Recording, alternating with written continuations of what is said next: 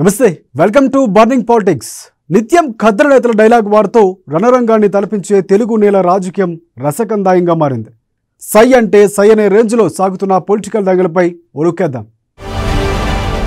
తెలంగాణ ఇప్పుడంతా ముందస్తు ఎన్నికల గురించే చర్చ. కేసీఆర్ ముందడుగు వేసేది లేదని చెప్పినా మిగతా పార్టీలు మాత్రం ఫుల్ ప్రిపేర్డ్గా ఉన్నాయి. ఎలక్షన్ ఎప్పుడొచ్చినా అభ్యర్థిని ప్రకటించడమే ఆలస్యం అన్నట్టున్నాయి. సర్వే రిపోర్టులు చేతిలో పట్టుకొని పార్టీల అధినేతలు యుద్ధం ఎప్పుడొచ్చినా సిద్ధమే అంటున్నారు. ఇంతకీ సర్వే రిపోర్టులు ఏం చెబుతున్నాయి? బీఆర్ఎస్లో సిట్టింగులకు సెగ తప్పదా? Let's watch this story.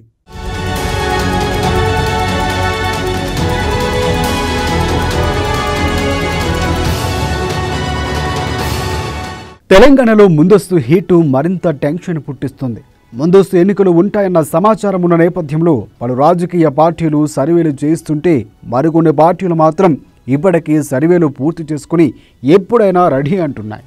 ఎలాగైనా గెలిచి అధికారాన్ని దక్కించుకోవాలనే ఉద్దేశంతో రకరకాల ప్రయత్నాలు చేస్తున్నాయి. మునుగోడు ఉప ఎన్నిక పాఠంతో అన్ని రాజకీయ పార్టీలు క్షేత్రస్థాయిలో తమ బలమేంటో తెలుసుకునేందుకు నేరుగా గ్రామాల్లోకి తమ బృందాలను పంపుతున్నాయి. ప్రతి ఓటరును కలుసుకుని వారి నాడి ఏంటో పసిగడుతున్నాయి.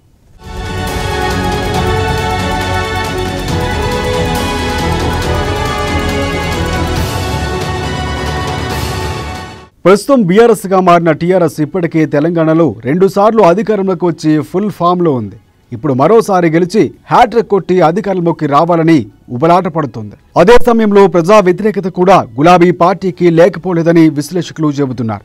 అయితే బీఆర్ఎస్ కేంద్రం వైపు మళ్లించే ప్రయత్నం చేస్తున్నప్పటికీ పెద్దగా ప్రయోజనం దక్కడం లేదు.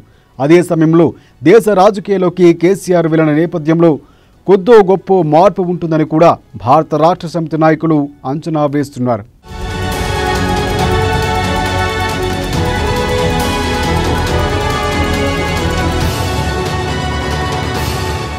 హ్యాట్రిక్ పై గురిపెట్టిన బీఆర్ఎస్ అధినేత ఈసారి ఎలాగైనా అధికారాన్ని దక్కించుకోవాలనే ఉద్దేశంతో తన రహస్య బృందంతో సర్వేలు నిర్వహిస్తున్నారు.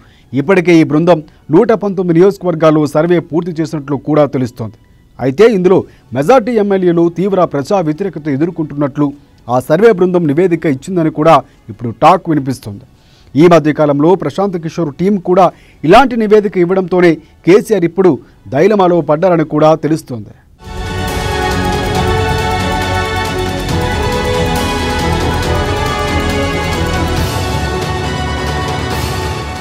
కేసీఆర్ సర్వేలో వీక్గా ఉన్న ఎమ్మెల్యేలకు ఇప్పటికిప్పుడు టిక్కెట్లు ఇవ్వబోమని చెబితే మొదటికే మోసం వస్తుందని అధినేత గ్రహించినట్లుగా కూడా క్రింది స్థాయి వర్గాలు చెబుతున్నాయి. ప్రస్తుత పరిస్థితులు గ్రహించిన కేసీఆర్ అందరికీ టిక్కెట్లు ఇస్తామని ధీమాగానే చెప్పారు. కానీ తెర వెనుక మాత్రం జరిగేది వేరుగా ఉంటుందట. అయితే ఈసారి టిక్కెట్లు ఆ నివేదిక ఆధారంగానే ఇస్తారని కూడా తెలుస్తోంది. ఏది ఏమైనా కారుబాసు రాజకీయ వ్యూహం ఏ సమయంలో ఎలా మారుతుందో అంచనా వేయడం కష్టమే. అయితే మరో రిపోర్టు చేయించి ఫైనల్ లిస్టుతో అభ్యర్థులు ఫైనలైజ్ చేస్తారని కూడా ఇప్పుడు టాక్ మరొకటి వినిపిస్తోంది.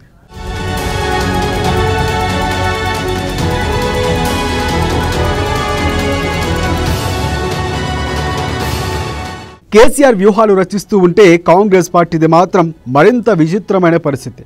ఇందులో ఎవరు పార్టీకి విధేయులో ఎవరు కోవట్టులో ఇప్పటికే చిదంబరం రహస్యమే. సునీల్ కనుగోలు కాంగ్రెస్ పార్టీకి వ్యూహాత్మకంగా పనిచేస్తున్నారు. ప్రస్తుతం ఆయనకు సంబంధించిన బృందమే క్షేత్రస్థాయిలో పనిచేస్తుంది. అయితే ఈ బృందం సభ్యులు చేస్తున్న ప్రచారం వల్ల తమకు ఇబ్బంది కలుగుతుందని భావించి రాష్ట్ర ప్రభుత్వం పోలీసులు సునీల్ ఆఫీస్ మీదకు పంపించింది. వారు కీలక పత్రాలు కంప్యూటర్లు స్వాధీనం చేసుకున్నారు. అయితే సునీల్ కనుగోలు బృందం జరిపిన సర్వేలో కొత్త వారికి అవకాశాలు ఇస్తేనే పార్టీ అధికారంలోకి వస్తుందని కూడా తెలిపినట్లు సమాచారం. మరి కాంగ్రెస్ పార్టీ ఏ నిర్ణయం తీసుకుంటుందో వేచి చూడాలి.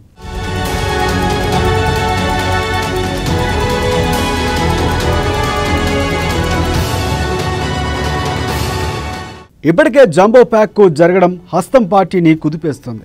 ఇక సర్వేల ముచ్చట దేవుడు ఎరగాలి. పదవులు పంచాయతీలానే ఇలాగే ఉంటే సర్వేల రిపోర్ట్లు చూస్తే కాంగ్రెస్లో కల్లోలం తప్పదని విశ్లేషకులు చెబుతున్నారు. కాంగ్రెస్కు బలమైన నేతలు ఉన్నా ఆ పార్టీలో అంతర్గత పోరు కొనసాగుతుంది. ఇప్పటికే కాంగ్రెస్ కమిటీలతో కొండా సురేఖ, కోమటిరెడ్డి వెంకటరెడ్డిలు తీవ్ర అసంతృప్తితో ఉన్నారు. ఈ అంతర్గత కుమ్ములాట ఇలాగే కొనసాగితే పార్టీ ముందుకు సాగేది ఎలా అంటున్నారు కింది స్థాయి నాయకులు.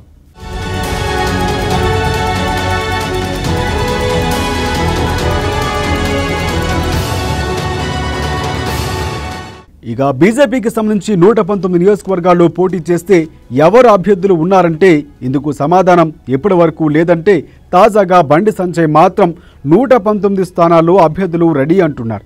బండి సంజయ్ రాష్ట్ర అధ్యక్షుడిగా పదవీ బాధ్యతలు స్వీకరించిన అనంతరం ఆ పార్టీ మరింత ఉత్సాహంగా పనిచేస్తుంది. Dubbaka, Huzurabad, greater Hyderabad municipal corporation ఎన్నికల్లో విజయాల తరువాత ఆ పార్టీ గ్రాఫ్ బాగా పెరిగింది. నాగార్జున సాగర్, మునుగోడు ఉప ఎన్నికల్లో ఎదురు దెబ్బ తగిలినప్పటికీ ఆ పార్టీ రెట్టించిన ఉత్సాహంతో పనిచేస్తుంది.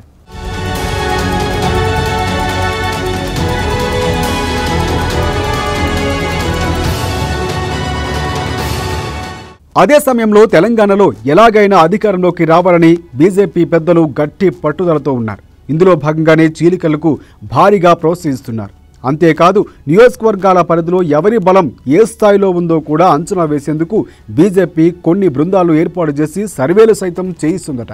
అయితే వారు ఇచ్చిన నివేదికల ఆధారంగానే సీట్ల కేటాయింపు ఉంటుందని కూడా తెలుస్తోంది. స్థానిక నాయకత్వం లేకుండానే నేరుగా ఢిల్లీ నుంచే ఈ బృందాలు పనిచేస్తున్నట్లు కూడా సమాచారం.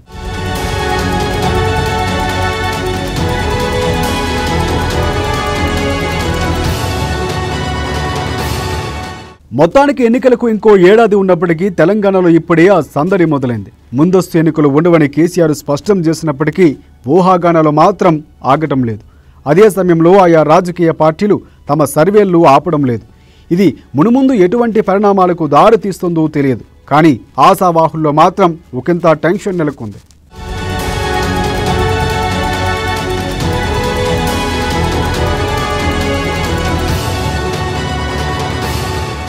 మరోవైపు ముందస్తుకు వెళితే కర్ణాటకతో పాటే తెలంగాణలోనూ ఎన్నికలు జరిగే అవకాశం ఉందనేది ఇప్పుడున్న అంచనా. కర్ణాటక ఎన్నికలు బీజేపీకి, కాంగ్రెస్ పార్టీకు ప్రతిష్టాత్మకమైనవే కావడంతో ఈ రెండు పార్టీలు ఆ రాష్ట్రంపై పూర్తి స్థాయిలో దృష్టి పెడతాయి. అప్పుడు తెలంగాణలో సులభంగా గెలవచ్చన్నది ఆలోచనగా కేసీఆర్ ఉన్నట్లు తెలుస్తోంది.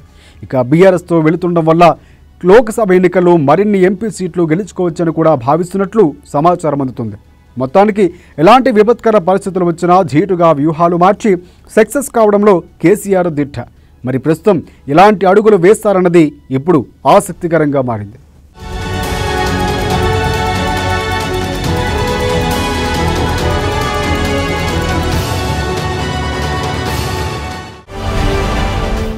సీఎం కేసీఆర్, మంత్రి కేటీఆర్ మధ్య దూరం పెరిగిందా?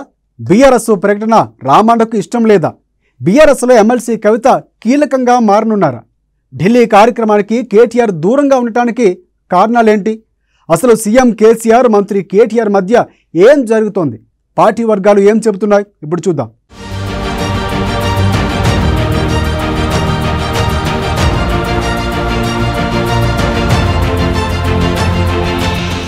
బీఆర్ఎస్ కార్యాలయం ప్రారంభోత్సవానికి మంత్రి కేటీఆర్ దూరం. కేసీఆర్ కేటీఆర్ని దూరం పెడుతున్నారా? ఢిల్లీ కార్యక్రమానికి కేటీఆర్ ఎందుకు దూరంగా ఉన్నారు? తండ్రి కొడుకుల మధ్య ఏం జరుగుతోంది?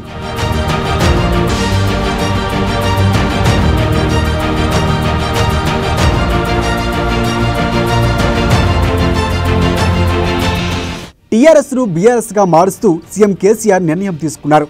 కేంద్ర ఎన్నికల సంఘం సైతం బీఆర్ఎస్కి ఓకే చెప్పడంతో ఆ వెంటనే గులాబీ బాస్ కేసీఆర్ చకచకా ఏర్పాట్లు పూర్తి చేసుకుని ఢిల్లీలో పార్టీ కార్యాలయాన్ని ప్రారంభించేశారు. కలిసి వచ్చే మిత్రులతో పాటు బీఆర్ఎస్ నేతలంతా కూడా ఆ కార్యక్రమంలో పాల్గొన్నారు. అయితే అందరూ ఉన్న మంత్రి కేటీఆర్ లేని వెలితి మాత్రం స్పష్టంగా తెలిసి వచ్చింది.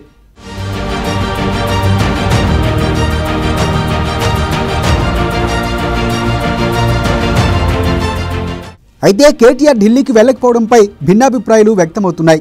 రాజకీయ వర్గాల్లో ఇదే దిశగా చర్చలు జరుగుతూ ఉండడం గమనార్హం. తండ్రి కేసీఆర్ పోకడలపై కేటీఆర్ గుర్రుగా ఉన్నారని, అందుకే ఆయన ఢిల్లీకి వెళ్లలేదని పలువురు చెబుతున్నారు. అయితే ఈ వాదన తప్పని, కేసీఆర్ తీసుకునే ప్రతి నిర్ణయాన్ని కేటీఆర్ అమితంగా గౌరవిస్తారని, ఆయన మాటకు ఎదురు చెప్పే అవకాశం లేదన్న మాట కూడా వినిపిస్తోంది. ఈ రెండు వాదనలకు త్వరలోనే కాలం సమాధానం చెబుతోంది.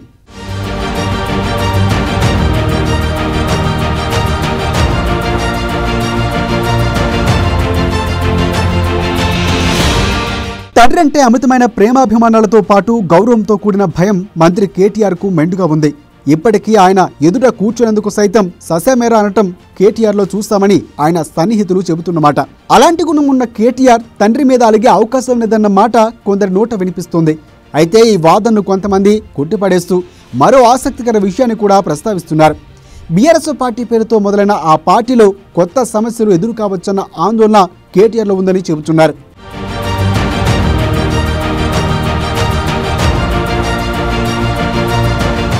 బీఆర్ఎస్గా పార్టీని మార్చడం వరకే ఓకే, కానీ పరిస్థితులకు అనుకూలంగా అడుగులు వేయాలి తప్పించి హడావిడిగా నిర్ణయాలు తీసుకోకూడదన్నది కేటీఆర్ ఆలోచనగా చెబుతున్నారు.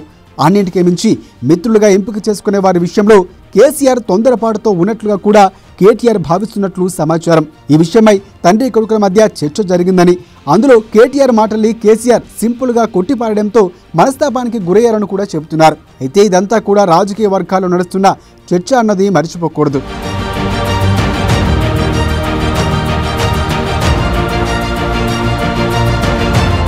మరోవైపు మంత్రి కేటీఆర్కు సన్నిహితులు మాత్రం కేసీఆర్పై కేటీఆర్ గుర్రుగా ఉన్నారన్న వాదనలో నిజం లేదని, మారుతి సుజుకీకి చెందిన కీలక ప్రతినిధులతో ముందస్తుగా షెడ్యూల్ అయినందున దానికి అత్యధిక ప్రాధాన్యత ఇస్తున్నారన్న మాట వినిపిస్తోంది. పార్టీని జాతీయ పార్టీగా మార్చి దాని కార్యక్రమాన్ని ఢిల్లీలో పెద్ద ఎత్తున ఏర్పాట్లు చేస్తున్న వేళ ప్రత్యేక విమానంలో ఢిల్లీకి వెళ్లి రావడం పెద్ద విషయం కాదని, అందుకు పట్టే సమయం మహా అయితే 3-4 గంటలని గుర్తు చేస్తున్నారు. నిజంగానే వెళ్లి రావాలని డిసైడ్ అయితే మారుతి సుజుకి ప్రతినిధులతో భేటీ కంటే ముందుగానే ఉదయాన్నే వెళ్లి వచ్చేయటం, లేదంటే భేటీ తర్వాత వెళ్ళినా సరిపోయేది కదా అన్న ప్రశ్నను సంధిస్తున్నారు.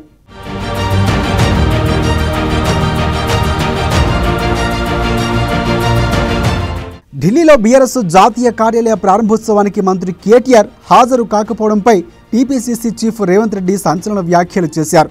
కేసీఆర్ కుటుంబంలో లుకలుకలు పెరిగిపోయాయని, అందువల్లే ఈ కార్యక్రమానికి కేటీఆర్ దూరంగా ఉన్నారని అన్నారు. సీఎం కేసీఆర్ కవితను దగ్గరకు తీసుకొని కేటీఆర్ను దూరంగా పెడుతున్నారనే ప్రచారం జరుగుతుందని విమర్శించారు. కల్వకుట్ల కుటుంబ సభ్యులు పెరిగిపోవటం వల్లే ఒక్క రాష్ట్రంలో పంపకాల సమస్య వస్తుందన్నారు. అందువల్లే పేరు మార్చి కేసీఆర్ జాతీయ పార్టీ అంటున్నాడంటూ విమర్శలు గుప్పించారు. పేరు మారినంత మాత్రాన బుద్ధి మారదు. 2001 నుంచి 2021-22 వరకు ఉద్యమం సందర్భంగా కానీ, ప్రభుత్వం ఏర్పాటు చేసిన తర్వాత కానీ, చంద్రశేఖరరావు గారి వ్యవహార శైలిలో అవినీతి విషయంలో కానీ, అధికార దుర్వినియోగం విషయంలో కానీ, కుటుంబ పాలన విషయంలో కానీ ఎలాంటి మార్పు లేదు. ఈరోజు కుటుంబంలో సభ్యులు పెరిగిండ్రు కాబట్టి, ఒక్క రాష్ట్రంలో పంపకాల సమస్య వస్తున్నది కాబట్టి, యాజమాన్యపు హోదా నుంచి ప్రైవేట్ లిమిటెడ్ కంపెనీకి విస్తరించడానికి పేరు మార్చి జాతీయ పార్టీ అంటున్నాడు. బీఆర్ఎస్ ఆఫీస్ ప్రారంభోత్సవానికి డ్రామారావు గారు రాలేదు అంటే కుటుంబంలో జాతీయ పార్టీ ప్రారంభం రోజే ప్రకంపనలు సృష్టించింది. చంద్రశేఖరరావు గారు కూతురికి ఎక్కువ ప్రాధాన్యత ఇస్తున్నాడు, కొడుకును దూరం పెట్టినట్టుగా కొన్ని చర్చలు జరుగుతున్నాయి. పక్క రాష్ట్రాలలో వాళ్ళు ఓడిపోయి ఖాళీగా ఉన్నారు కాబట్టి ఒక మిత్రుడు పిలిచినప్పుడు ఎవరింట్లో అయినా శుభకార్యం జరిగినా లేదు దురదృష్టవశాత్తు ఏదైనా దుర్ఘటన జరిగినా కూడా పలకరించడానికో పరామర్శించడానికో వెళ్తాం. అంత మాత్రాన అందులో మనం భాగస్వాములమని అర్థం కాదు. ఒకవేళ రాజకీయ కారణాల చేత వచ్చినా తొందరలోనే చంద్రశేఖరరావు గారి పట్ల వాళ్ళకున్న భ్రమలు తొలగిపోతాయి. ఎందుకంటే ఆయన నమ్మించి ఎంతోమందిని మోసం చేసిండు, నట్టేట్లో ముంచిండు, తడిగుడ్డతో గొంతు కోసిండు. కాబట్టి దానికి అఖిలేష్ యాదవ్ గారు, కుమారస్వామి గారు అతీతులని నేను భావించడం లేదు. మరోవైపు బీఆర్ఎస్ అధ్యక్షుడు కేసీఆర్ బీఆర్ఎస్ జాతీయ ప్రధాన కార్యదర్శిగా కవిత ఉంటారా అనేది చర్చ జరుగుతుంది. మరి హరీష్ రావు సంగతి ఏంటి అనేది కూడా ప్రస్తుతానికి $1 మిలియన్ క్వశ్చన్. బీఆర్ఎస్ స్థాపన వ్యవహారాల్లో కేటీఆర్ కంటే కవిత ఎక్కువగా కనిపించారు. ఢిల్లీలోనూ కవిత హంగామానే బీఆర్ఎస్ తరపున నడిపిస్తోంది. ఇదంతా ముందే ఊహించిన బీజేపీ వ్యూహాత్మకంగా కవితని ఢిల్లీ లిక్కర్ స్కామ్లో ఇరికించిందన్నది అనుమానాలు కూడా లేకపోలేదు.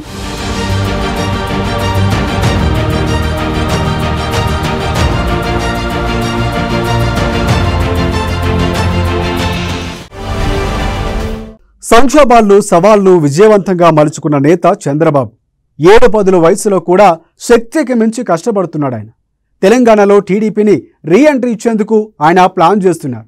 ముఖ్యంగా ఏపీ ప్రభావం ఉండే ఉమ్మడి ఖమ్మం జిల్లా నుంచే తెలంగాణలో టీడీపీ పునరాగమనానికి గ్రాండ్గా ప్లాన్ చేశారు బాబు.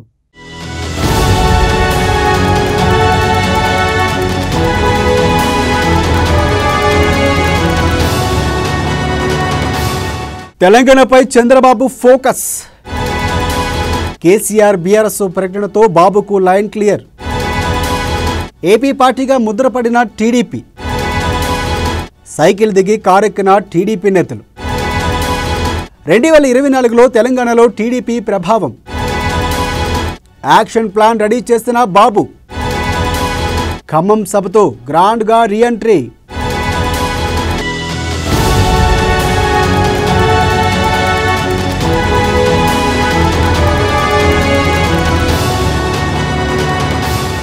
తెలంగాణ సీఎం కేసీఆర్ తన కారును దేశవ్యాప్తంగా షికారు చేయించేందుకు దేశ రాజధాని హస్తనాలో సమాయత్తమైతే టీడీపీ అధ్యక్షుడు నారా చంద్రబాబు నాయుడు మాత్రం తెలంగాణలో సైకిల్ సవారీపై వ్యూహాత్మకంగా అడుగులు వేస్తున్నారు. తెలంగాణలో రీబౌన్స్ అయ్యేందుకు ప్రయత్నిస్తున్న టీడీపీ ముందుగా తనకు పట్టున్న ఉమ్మడి ఖమ్మం జిల్లాపై దృష్టి పెట్టింది.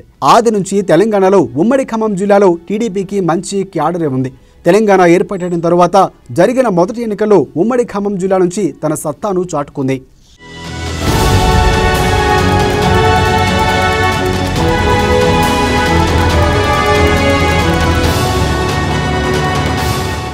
మరోవైపు టీఆర్ఎస్ భారతీయ రాష్ట్ర సమితిగా మారి జాతీయ పార్టీగా రూపాంతరం చెందింది. తద్వారా ఇంతకాలం ప్రాంతీయవాదంతో నడిచిన రాజకీయం ఇక చెల్లని పరిస్థితి కనిపిస్తోంది. అందుకే అదును చూసి చంద్రబాబు తెలంగాణలో రీఎంట్రీ ఇచ్చేస్తున్నారు. గ్రౌండ్ లెవెల్లో ఉన్న జవసత్వాలకు నీరు పోయాలని కూడా భావిస్తున్నారట బాబు. సెలెక్టివ్ జిల్లాలు ఎంపిక చేసుకుని రాజకీయం మొదలు పెట్టాలని భావిస్తున్నారు.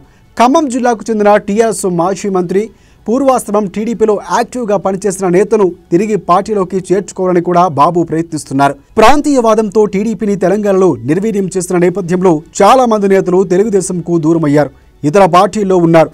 వారందరినీ తిరిగి పార్టీలో చేర్చుకునేందుకు చంద్రబాబు పావులు కదపడం ప్రారంభించారు.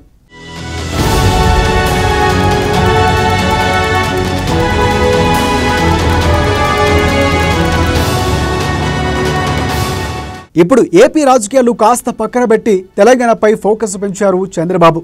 ఖమ్మం బహిరంగ సభను గ్రాండ్ సక్సెస్ చేసి తెలంగాణలో టీడీపీ ఇంకా బతికే ఉందని, బరిలో ఉందని సంకేతాలు ఇచ్చేలా ప్లాన్ చేస్తున్నారు బాబు.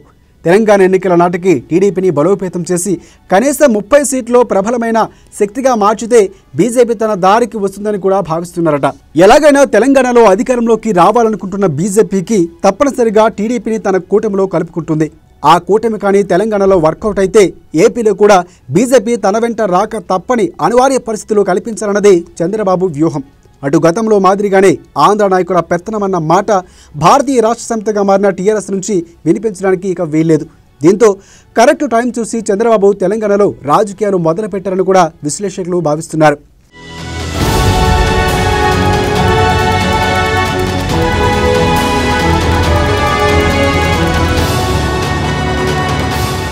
తాజాగా కాసాని జ్ఞానేశ్వర్ పార్టీ రాష్ట్ర అధ్యక్ష బాధ్యతలు చేపట్టిన తరువాత సైకిల్ సవారీ జోరందుకుందనే ఓ చర్చ అయితే మాత్రం తెలంగాణలో సవారీ చేస్తోంది. మరికొద్ది రోజుల్లో హైదరాబాద్ మహానగరంలో కూడా తెలుగుదేశం పార్టీ భారీ సభ నిర్వహించేందుకు సన్నాహకాలు చేపట్టనుందని, దీంతో పార్టీలోని లీడర్ నుంచి కేడర్ వరకు నయా జోష్ వస్తుందనే టాక్ కూడా పసుపు దళంలో వైరల్ అవుతోంది.